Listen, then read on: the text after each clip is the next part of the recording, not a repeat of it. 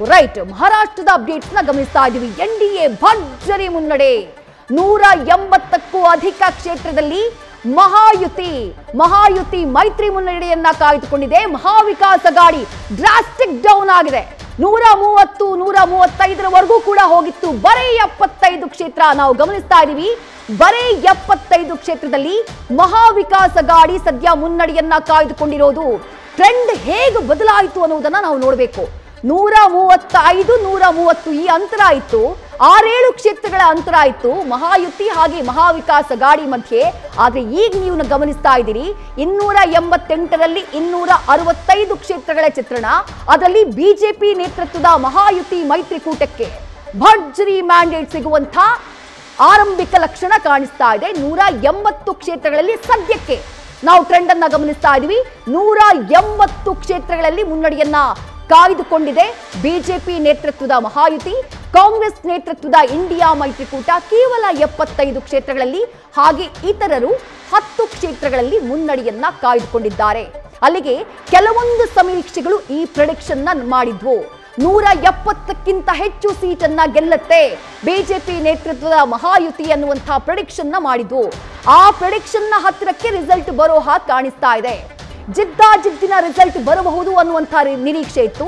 ಆರಂಭದಲ್ಲಿ ಹಾಗೇ ಕಾಣಿಸ್ತು. ಟಕ್ಕರ್ನ ಫೈಟ್ ಎರಡೂ ಕ್ಷೇತ್ರಗಳಲ್ಲಿ ಅನ್ನುವಂಥ ಚಿತ್ರಣ, ಎರಡೂ ಕಡೆಯಿಂದ ಅನ್ನುವಂಥ ಚಿತ್ರಣ ಕಾಣಿಸ್ತಾ ಇತ್ತು. ಆದ್ರೆ ಈಗ ಟ್ರೆಂಡ್ ಬದಲಾಗ್ಬಿಟ್ಟಿದೆ.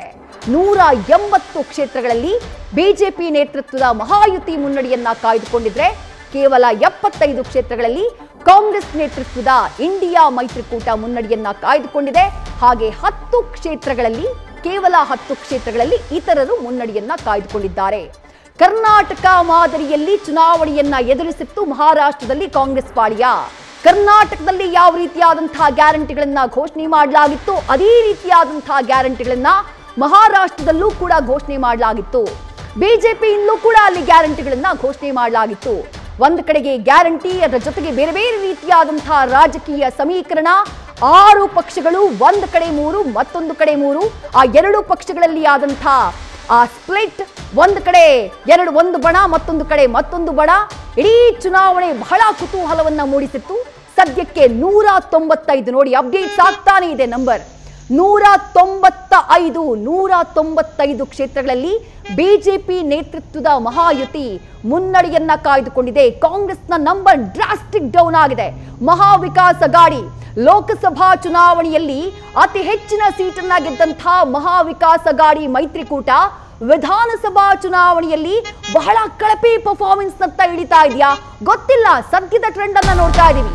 60 ಕ್ಷೇತ್ರಗಳಲ್ಲಷ್ಟೇ ಕಾಂಗ್ರೆಸ್ ನೇತೃತ್ವದ ಮಹಾವಿಕಾಸ್ ಅಘಾಡಿ ಮುನ್ನಡೆಯನ್ನ ಕಾಯ್ದುಕೊಂಡಿರೋದು. ರೈಟ್, ಚನ್ನಪಟ್ಟಣದ ಅಪ್ಡೇಟ್.